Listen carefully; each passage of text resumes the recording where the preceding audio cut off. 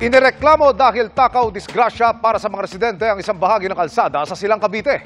Sumbong nila sa inyong kapuso Action Man, kahit hindi naman umuulan, hindi mawala-wala ang tubig at lumot sa daan.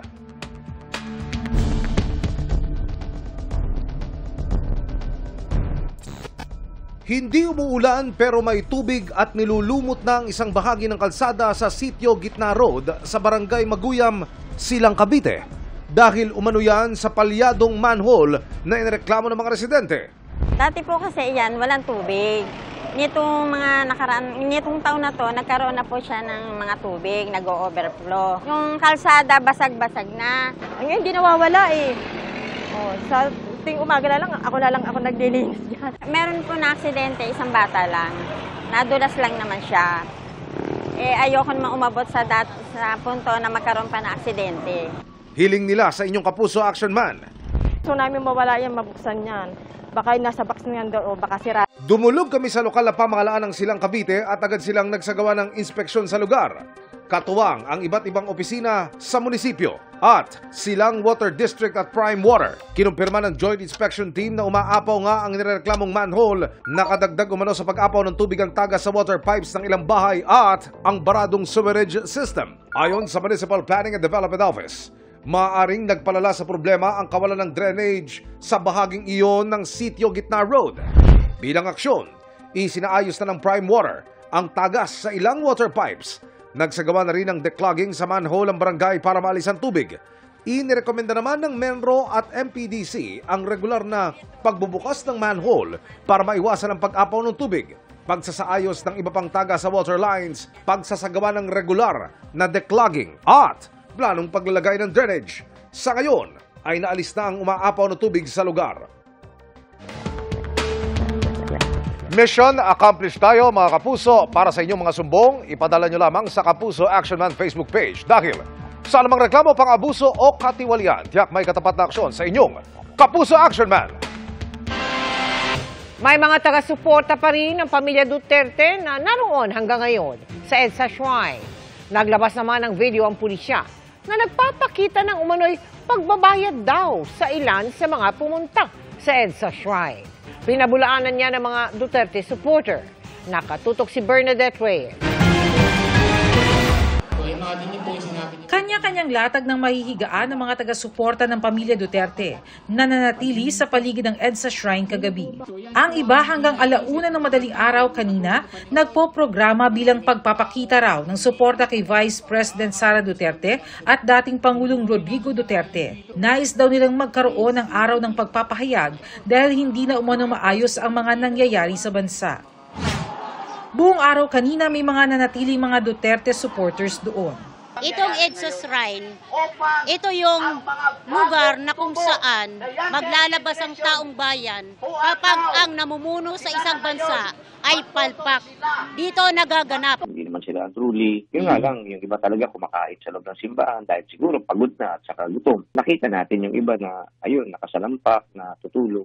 Opo. Tapos yung iba nga kumakain na, umiinom ng tubig at saka parang clueless ano pang gagawin nila. Pero naglabas ng video kanina ang PNP na ayon sa pulisya ay nagpapakita ng umano'y pagbabayad raw sa ilan sa mga pumuntang supporters sa EDSA Shrine. Pinangakuan daw po na babayaran po sila at pakakainin po. In fact, yung iba po sa kanila ay nagreklamo dahil allegedly ang pangako sa kanila ay bibigyan sila ng 500 for 3 days pero ang ibinigay lang ay 200. Ang aligasyon, pinalaga ng ilang mga nasa EDSA Shrine.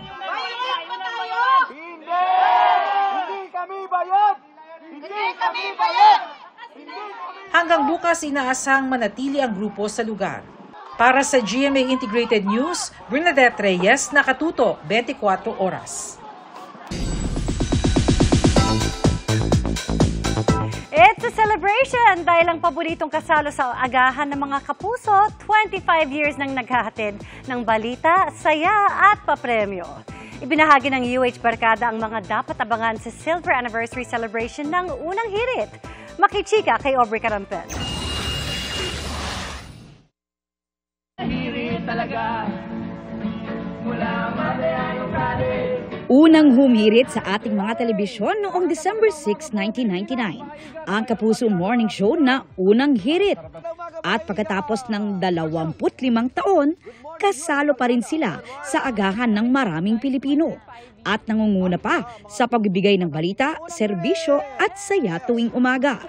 Para sa original host ng longest-running morning show on Philippine TV na si Arnold Clavio, hindi raw siya nagsasawang gumising ng maaga. Every day is so much fun. Nagbibigay ka ng saya, sumasaya ka rin. Nagbibigay ka ng balita, nakakapaglingkod ka. So yun eh, yun yung nakakawala ng pagod. Sobrang proud din ang isa pang OG host na si Susie Entrata Abrera. It's always been the same. Tapos, I guess we believed in it so much na sa unang hirit ng umaga ninyo, kasama nyo kami. At hanggang 25 years later, yun pa rin yung ginagawa namin. At it's just our pleasure and our honor. Ang UH Barkada na binubuo rin ni Susan Enriquez, Ivan Mayrina, Mariz Umali, Lynn Cheng, Attorney Gabby Concepcion at Chef J.R. Royal, sinamahan pa ng new generation of UH hosts na sina Morning Sunshine Shaira Diaz, Morning Opa Kaloy Tingkungko, at Heartthrob weather presenter Anjo Pertiera. Malaking life milestone ito. At saka once-in-a-lifetime opportunity. So, sobrang swerte namin and very happy kami. It's more than just, eating together at the table. It's about, being a real friend, a real family member to one another. Nagbago man daw ang panahon, hindi naman nagbago ang layunin ng kanilang programa. Of course! Alam mo, lalo na pag may bagyo, talagang alam namin sinasamahan nyo kami dahil naghihintay kayo ng mga class suspension. Kaya kahit walang bagyo, ina-announce namin kung may class suspension. Ang ilang fans ng show dumayo naman sa Meet and Greet UH event sa isang mall sa Quezon City, kung saan nasubukan din nila ang ilang games na tatak unang hirit at bahagi na rin ng kanilang morning routine. Ngayon pa lang, nagsisimula na raw silang mamigay ng mga papremyo para sa kanilang mga taga-subaybay, tulad ng libreng bigas at LPG.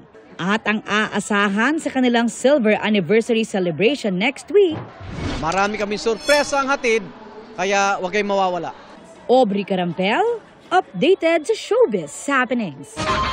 Matapos ang pinalawig na medical furlough, inilipat na sa Pasig City Jail si Pastor Apollo Kibuloy. Alinsunod niya sa utos ng korte na may hawak sa kanyang kasong qualified human trafficking. Nakatutok si June Veneracion.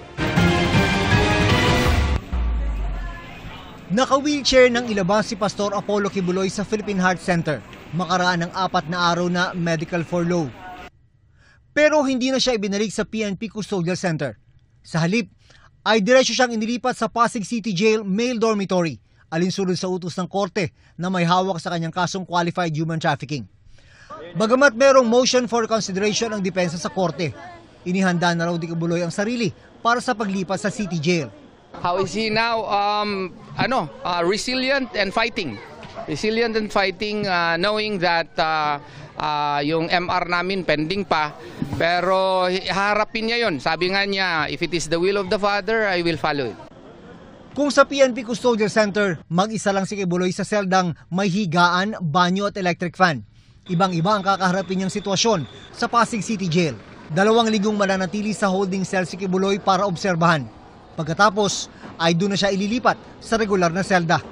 Makakasama ni Pastor Apollo Kibuloy dito sa Pasig City Jail ang 35 iba pang inmate sa selda na may sukat na 20 square meters na kung tutuusin ay para lang sa 5 tao ang ideal capacity. Sa kabuuan, nasa 481% ang congestion rate ng kulungan. Hindi po natin pinahihintulutan yung mga special na treatment po na yon sa kahit na sino man pong PDL. Wala pong exemption yon. So ganun din po ang ibibigay natin kay PDL Kibuloy po. Para sa GMA Integrated News, June Veneracion, nakatutok 24 oras. Kadalasan, mga damit o di kaya'y laruan ang gustong matanggap na regalo ng mga bata tuwing Pasko. Pero ang isang batang nakilala namin sa Camarines Sur, may iba raw na hiling ngayong Kapaskuhan. Ano kaya ito? Excited na raw ang 9 na taong gulang na si Kylie sa darating na Kapaskuhan. May gusto raw kasi siya sa Pasko, pero hindi damit. o hindi laruan o anumang bagay. Ang munti kasi niyang hiling. Ang wish ko po ay hindi na po bumalik ang Bagyong Christine. Kasi po nakakatakot. Nag-iwan kasi ng matinding takot ang Bagyong Christine kay Kylie. Ang bilis magtaas ng tubig eh. Kaya yung anak ko medyo na-trauma kasi hanggang ulo yung ng tubig. At nang humupa ang baha, tumambad ang mga sira nilang mga gamit. Parang bumagsak yung yung mundo ko. Ganyan nung nakita kong walang natira sa gamit namin. Kabilang ang pamilya ni Kylie sa mga kababayan nating nasalanta ng magkakasunod na bagyo. Kaya ngayong papalapit na ang Kapaskuhan, hangad ng GMA Kapuso Foundation na makapaghatid ng ngiti sa mga bata.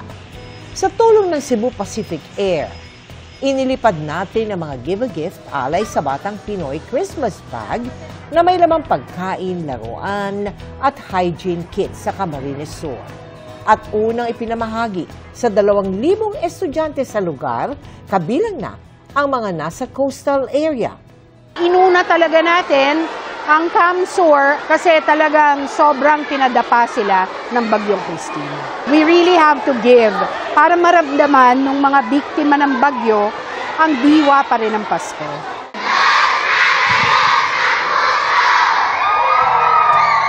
Sa mga nais makiisa sa aming mga projects, maaari po kayong magdeposito sa aming mga bank account o magpadala sa Cebuana Lulier. Pwede ring online via GCash, Shopee, Lazada, Globe Rewards at Metrobank Credit Card.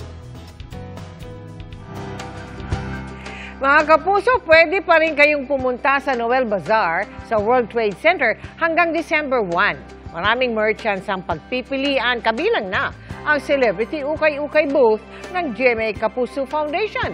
Abangan ding bukas alas 5 ng hapon ang live selling ng ilan sa mga pre-loved items ni SB19 Justine sa official Facebook page ng GMA Kapuso Foundation.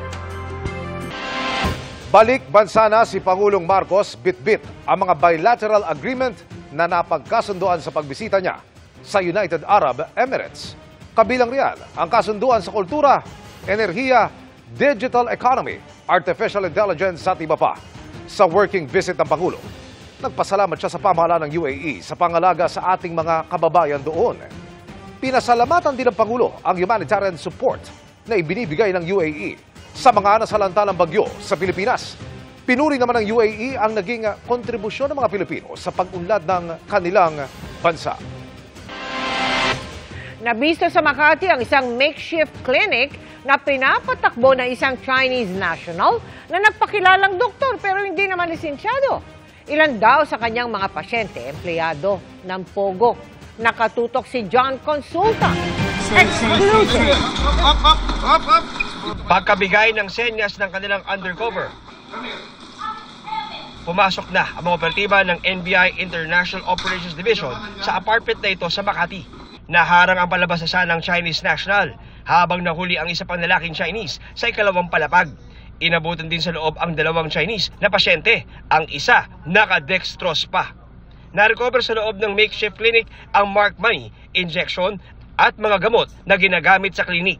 Ayon sa NBI, nadiskubre nila sa tulong ng isang informante ang illegal na aktibidad ng isang Chinese national na nagpapakilalang doktor at kanyang interpreter. Hinuli ito dahil wala itong papeles, walang lisensya, wala itong permiso galing sa ating regulatory agencies. We have to protect her the integrity of their professional practice. We have to regulate that to protect also the general public na nagiging pasyente nila. Bukod sa mga empleyado ng Pogo, may mga ginagamutin daw na Pilipino ang nagpapakilalang doktor kahit hindi siya otorisado. Nang kunan ng pahayag ang mga suspect, "Are you a doctor?" "No, no." "You have license here in the Philippines? License to be a doctor?" "Mayo." You have a license? You have license? Is he a doctor, ma'am? I don't know. Maybe no. Ang nakasalalay dito ay yung safety at seguridad ng kanilang operation, medical procedures, kung ano man yung gusto nilang gawin, doon sa pasyente. Kung kaya't mahigpit na pinagbabawal ito ng ating batas. Ang violation nila dito ay yung pag-practice ng kanilang profession na walang kaukulang lisensya, Medical Act. Nakakulong na sa NBI Detention Facility sa Bilibid ang mga naarestong dayuhan. Para sa GMA Integrated News, John Consulta, nakatutok 24 oras.